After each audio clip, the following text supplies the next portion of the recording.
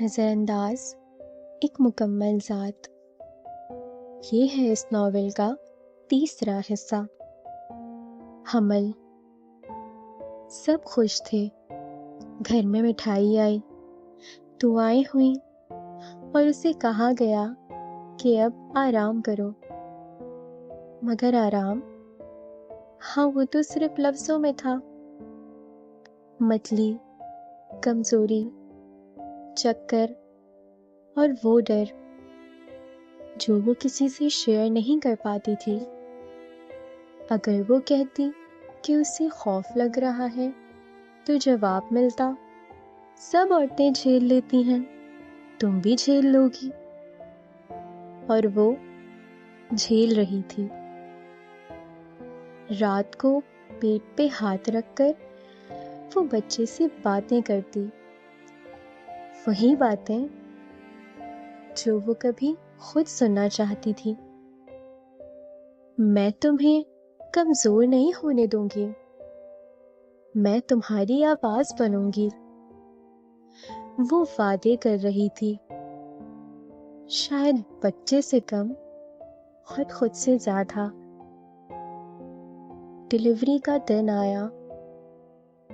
درد ایسا تھا جس کے لیے کوئی الفاظ نہیں۔ اس کا جسم ٹوٹ رہا تھا، مگر زبان وہ خاموش تھی۔ کمرے میں لوگ تھے، مگر وہ تنہا تھی۔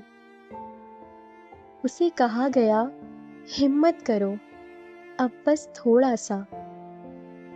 وہ سوچتی تھی، ساری زندگی بس تھوڑا سا ہی تو کرتی آئی ہوں۔ جب بچہ اس کی گود میں آیا تو اس کی آنکھوں سے آنسو بہہ نکلے۔ یہ خوشی کے تھے یا تھکن کے، یہ وہ خود بھی نہیں جانتی تھی۔ اس نے بچے کو دیکھا اور پہلی بار اس کے دل میں ایک خوف پیدا ہوا، کہیں یہ بھی ایسی ہی نہ بن جائے جیسی وہ بن گئی تھی۔ زندگی پھر چل پڑی۔ اب اس کے دن بچے کے گرد گھومتے تھے۔ نیند کم، ذمہ داریاں زیادہ ہو گئی تھیں۔ اگر وہ تھک جاتی تو کہا جاتا، ماں بننا آسان نہیں ہوتا، جیسے مشکل ہونا کوئی اعزاز ہو۔ وہ آئینے کے سامنے کھڑی ہو کر اپنے آپ سے پوچھتی، میں کہاں ہوں؟ مگر جواب دینے والا کوئی نہیں تھا۔ وہ زندہ تھی، سانس لیتی تھی، مسکراتی تھی، مگر اندر کہیں وہ آہستہ آہستہ خاموش ہو رہی تھی۔ بچہ آنے کے بعد اس کے دن اور چھوٹے ہو گئے تھے اور ذمہ داریاں بہت بڑی۔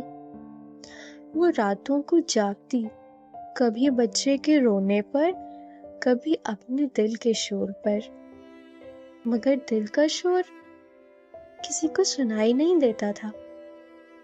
اس سے کہا گیا تھا، اب تم ماں ہو، اب تم مضبوط ہو گئی ہو۔ وہ مسکرا دیتی تھی۔ کسی کو کیا پتا کہ مضبوطی اس نے سیکھی نہیں، اوڑھ لی تھی۔ وہ بچے کو دودھ پلاتے ہوئے کھڑکی سے باہر دیکھتی۔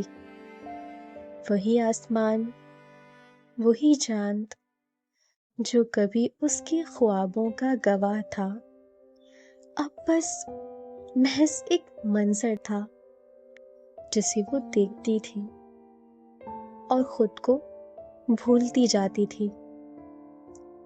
جب بچی ہوئی تو سب نے کہا، کوئی بات نہیں، اگلی بار بیٹا ہو جائے گا۔ اس کا دل کانپ گیا تھا۔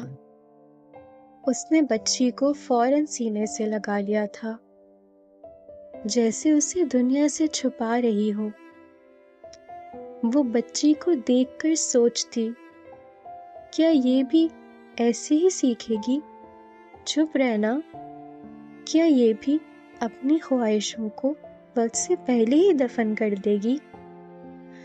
وہ بچی کے کان میں دبے لفظوں میں کہتی، میں تمہیں وہ سب دوں گی جو مجھے نہیں ملا۔ مگر اندر ہی اندر وہ جانتی تھی کہ صرف چاہنے سے سب کچھ نہیں ملتا۔ کر پھر بھی چلتا رہا، باتیں وہی رہیں، لہجے وہی، بس اب اس کے پاس رونے کا وقت بھی نہیں تھا۔ اگر وہ تھک جاتی تو کہا جاتا، تم تو گھر پر ہی رہتی ہو۔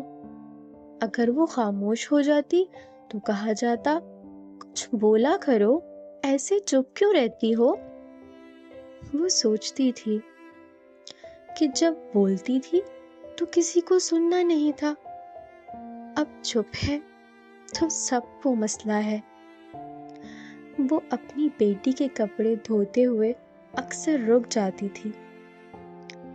پانی میں ہاتھ ڈبوئے وہ خود کو یاد کرنے کی کوشش کرتی، وہ لڑکی جو کبھی بڑی بڑی باتیں کیا کرتی تھی، جو کہتی تھی میں ایسا نہیں ہونے دوں گی۔ وہ لڑکی کہیں پیچھے رہ گئی تھی۔ سال گزرتے گئے، بچہ بڑا ہونے لگا اور وہ چھوٹی ہوتی گئی۔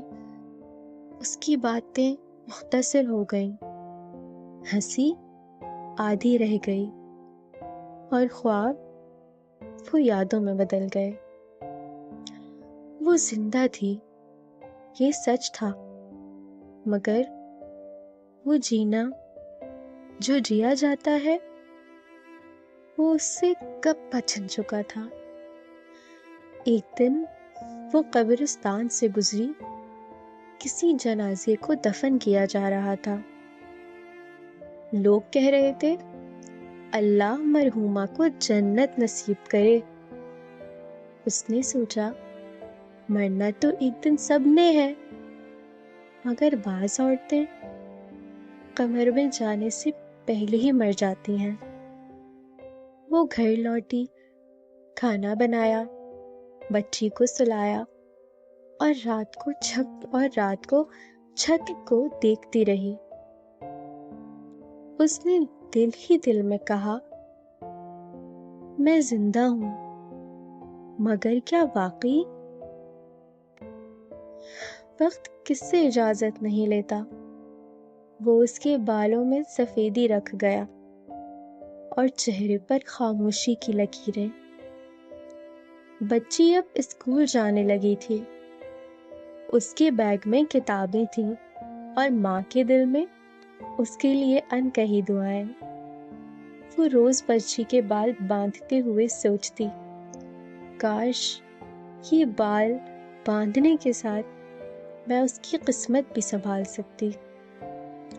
وہ اسے کہتے سنتی تھی، بیٹی اونچی آواز میں مت بولا کرو، بیٹی زیادہ ضد اچھی نہیں ہوتی، بیٹی سب کی بات مانا کرو۔